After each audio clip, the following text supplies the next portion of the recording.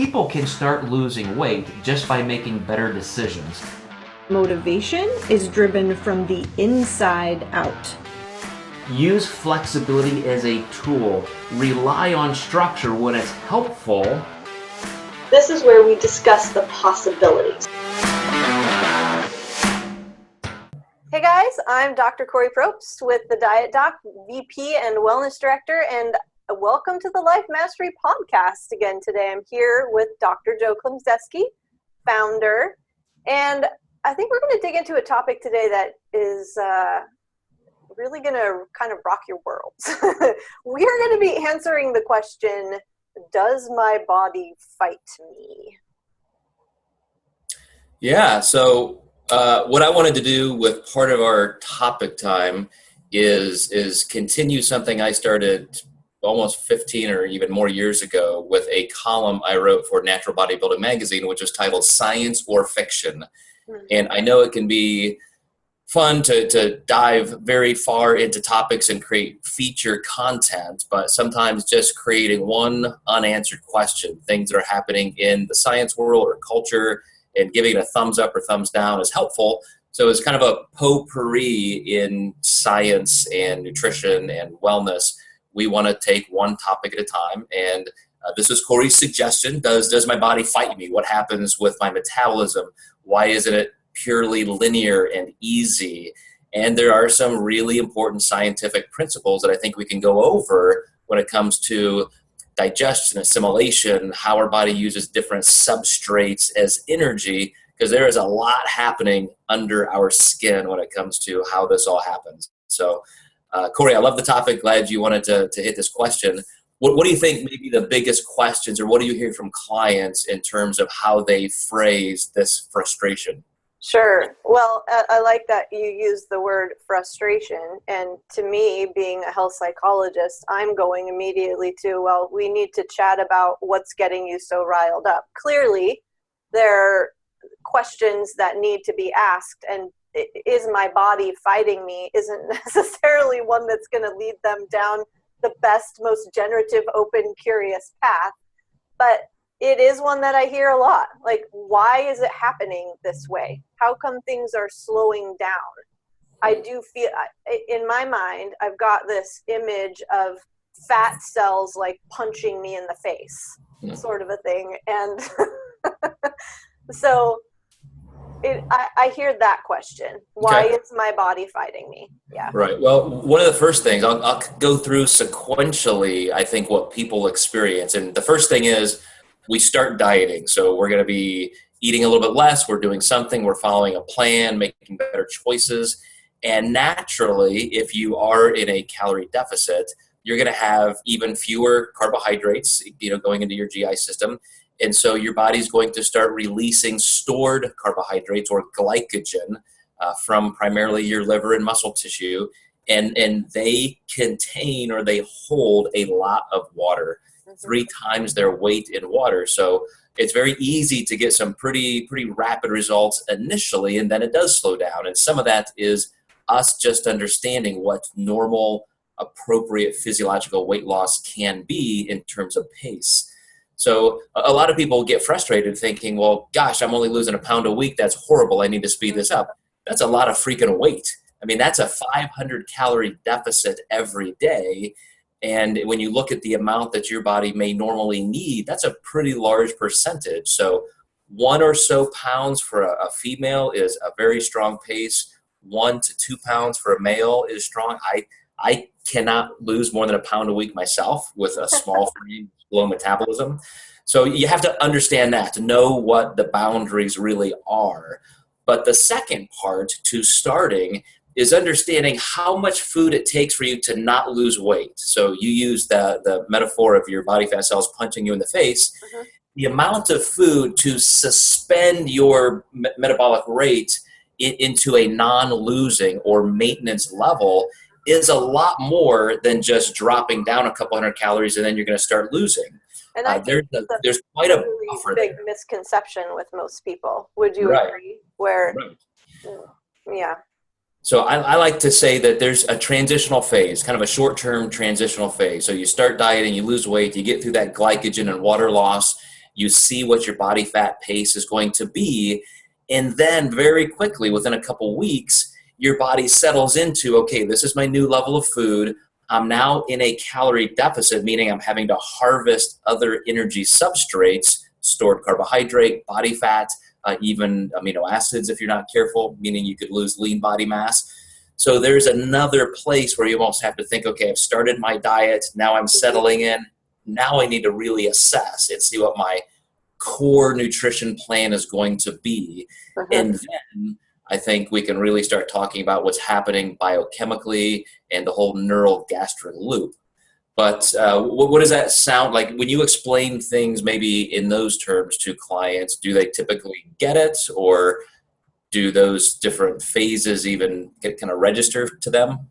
Yeah, I think most of the clients that come to us have dieting experiences in the past, and you often hear, and even in yesterday's podcast, you heard Tanya talking about how she's done every diet on the planet, and it was this, lose 2 pounds, gain it back, lose 2 pounds, gain it back. And it's those 2 pounds or 3 or 4 pounds that kind of elude the client because they don't necessarily know what's happening during that period. So when I'm explaining it, and it's different for every client, how they're going to understand what's occurring. And so I'm using different language for each person that I'm working with. But that initial first week, I think, is super crucial to educate in terms of the physiology and what they can expect, because they've got expectations that we oftentimes don't know about, and beliefs about how it should be occurring. And so if we can dispel some of those myths initially about what's going to happen and what they could be seeing in terms of weight on the scale and what they need to be doing to most effectively put themselves in the best metabolic position. That's a phrase that I use, and that you initially taught me, and that we teach all of our clients about. Maybe you could go into that metabolic positioning. Right, and that's part of, is I'm kind of creating these blocks, or more of a meta-analysis of what's happening before I really talk about the biochemistry. It's understanding that, here's first of all exactly what your body's capable of. Here's that transition, and then your body's actually going to start declining metabolically for a couple reasons. Number one is survival. That's true. We talk about metabolic adaptation, suppression, that kind of thing. The one thing that we just probably need to throw out of the lexicon is, a few years ago, it was a big phrase to talk about metabolic damage. And that just doesn't happen. That's not a thing. But that's what does happen, is that your metabolism does decline with your energy intake as a point of survival, but also for efficiency. If I'm 5 pounds less this month than I was last month, and 5 pounds less next month, that's less work my body has to do, my muscular system, my cardiovascular system, and so I just need fewer calories. So you're going to count on that. I've got a binder this thick of all the dieting I've ever done for bodybuilding contests and all of that. And when I weighed 200 pounds in an off season doing powerlifting type stuff, I ate 3,000 calories a day, and I did not gain more body fat. That was my set point for being 18% body fat. Yes. Well, now at maybe 14% body fat, I can eat 2,200 calories. Yes. And if I wanted to lose weight, I need to come down to 1,700 or 1,800 calories. And to maintain, for a long time, I maintained, almost a contest weight for almost a decade at about 155, 160 pounds. And if I ate above 2,000 calories, I was going to gain weight. So is that my body fighting me? If I want to weigh 200 pounds, I can eat 3,000 calories. If I want to weigh 150 pounds, I can only eat 2,000 calories. Yeah. Depends where I want to live, but that's all my body needs. And this is what my body is capable of. But am I happy carrying around 50 extra pounds? That's just my decision. So those are the big blocks of information. In the day-to-day dieting, I think people would really do well to understand what's happening internally, so they just feel a little more confidence. So I think a lot of people do hear those terms, things like leptin and ghrelin. One increases hunger, one decreases hunger. One is released when we're in an active state of storing energy. One's active when we are, losing body fat, that kind of thing. And Joe, those are controlled by your fat cells, are they not? Yes. Okay.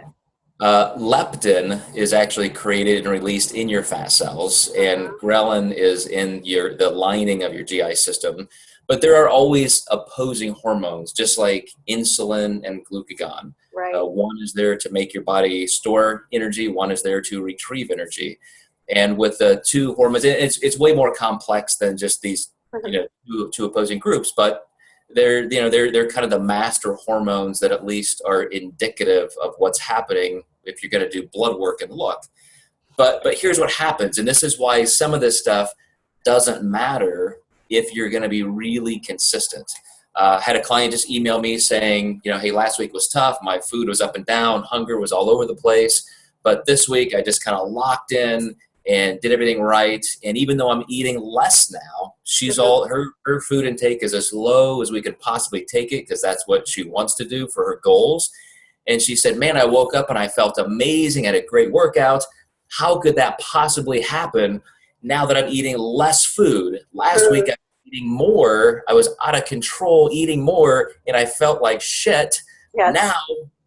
Now, how does that work? And I said, it's just because you are being that controlled and consistent, because once your body starts releasing more body fat as energy, those hormones, those opposing hormones, settle in. They kind of know their job, so to speak. Very simplified way of saying it, but they are in a homeostatic pattern of doing exactly what you need. As soon as you throw in a really high meal or kind of a binge, then you're going to throw those things off. You go back to storing energy instead of releasing. And I think that was your point about metabolic positioning, how we can create that internal stability. Yeah, absolutely. And, you're making me think about how the body will adapt very quickly to whatever stimulus, you put it under, just like the mind will. And I have a lot of clients who get just really, really bogged down in being scared about understanding that the metabolism is going to adapt by decreasing when they lose body fat.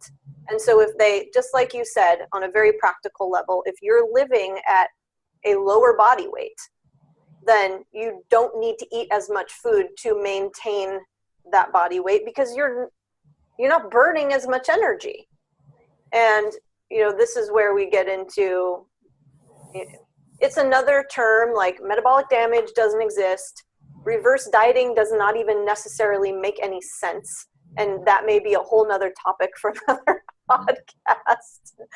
But I think a lot of people, and then you hear studies or things like what happened with The Biggest Loser participants.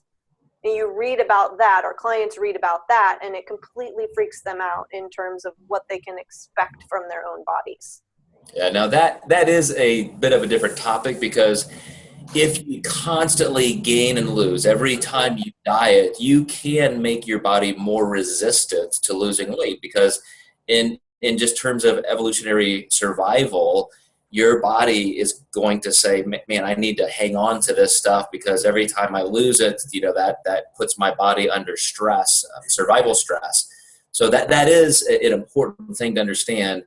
Even things like, if we gain a lot of body fat during our lifetime, maybe during puberty or at some point you just rock it up and gain 75 pounds, you can create new body fat cells under certain conditions. And then even with the same amount of body fat, let's say you have 20 pounds of body fat you want to lose, if that is spread over 150 billion fat cells or 15 billion fat cells, it does take more work with more fat cells, because you have to have more of those hormones and peptides and so forth to act as catalysts to retrieve those triglycerides. So There are some nuances that make this more complicated than we might want to get into today. But the main thing is when you are controlling your food intake very consistently, you can keep your metabolism high. That was our main point. Does my body fight me? Mm-hmm. Does my body decrease in metabolic capacity?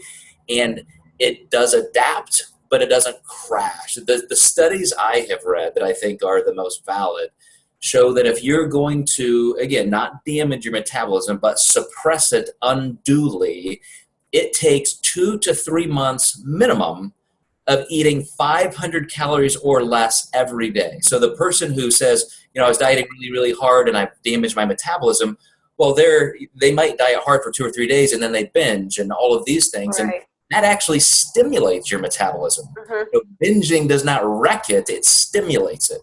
What We're makes not it advocating binge eating, guys. right.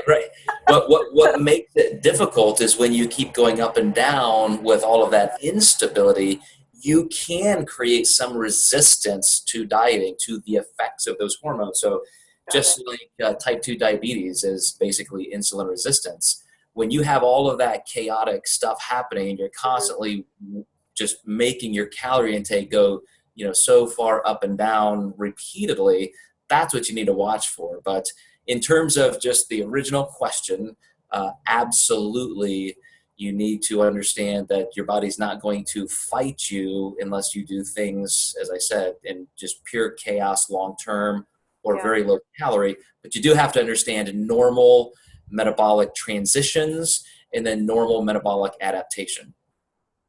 As you're talking and getting back to the question of does my body fight me, it prompts me to think about genetics and how that plays a role, how much of a role it actually plays in our ability to lose body fat effectively. And I have a lot of clients who come to me who they really are convinced that this is going to be really, really difficult because I have a significant family history of obesity and everyone around me is obese. So can you speak a little bit to the difference that it makes, how much of a difference, and what we do have an influence over? It's a profound difference. So your genetics will always be the dominant factor in what you look like. And I'll give you just one quick, anecdote to that. And that is, for the first time in my life, it was maybe 5 years ago, I got a full blood panel, hormone spectrum, all of that. And my thyroid stimulating hormone, which is a marker for if your body is, functioning at its right metabolic capacity. ability. Yeah. And I was already above or right at the level where you should be medicated. So they said, you have subclinical hypothyroid. We're not going to medicate it now. But that makes sense because I do come from a family of high obesity and I know my metabolism has always been slow. Mm-hmm. So flash forward to this year and I got another physical and that TSH level had gone up another 1.5 points, which is substantial. And so as I'm getting older or my activity has decreased a little bit because of a couple injuries.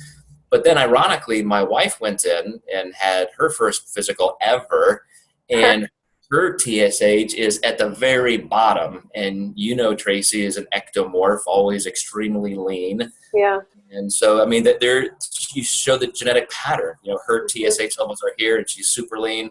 Her metabolism's always just on fire. Literally, she's always the one who is, she's warm and physically.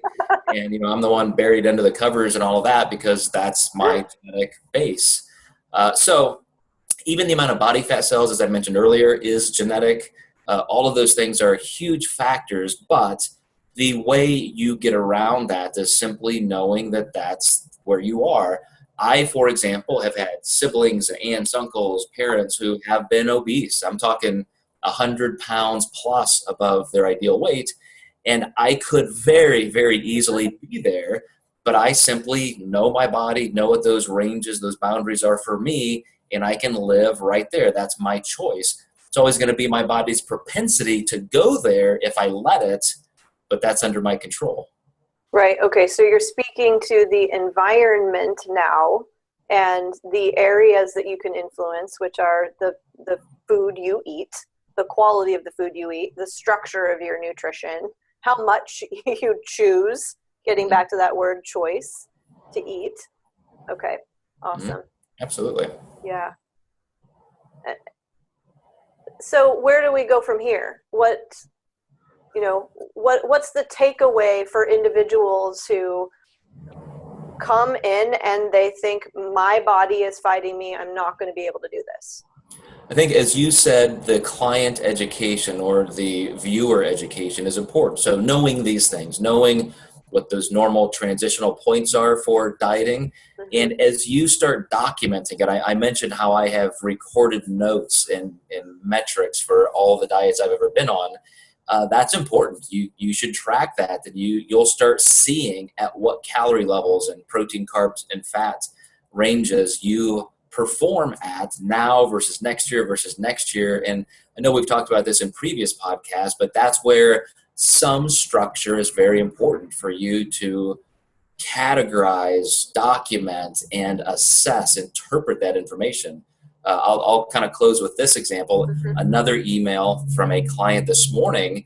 We have been discussing just this, the difference between just rigid meal planning, I'm going to follow this, or learning the language of nutrition, tracking it, applying it to your body, being able to interpret those results.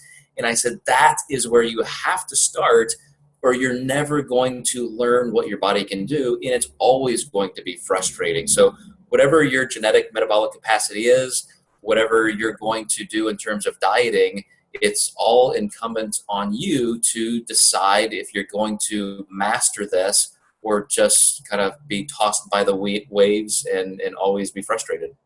Very cool. Yeah. Just to close a personal story here, I've been tracking my food and my exercise and all of those things since I was probably late teens. Maybe I started in college, and it's really interesting to see at what levels of food I can maintain my body weight, and especially with change in calories burned through exercise. Right. I was very much into weight training. I've always liked cardio, but I've never done more cardio than I am endurance exercise, more than I am now in my life. And I'm eating more food than I ever have, which makes sense, but I'm also maintaining a lower body fat level at the same time. And so it is, as things change and shift, it's really fun if you're willing to do it.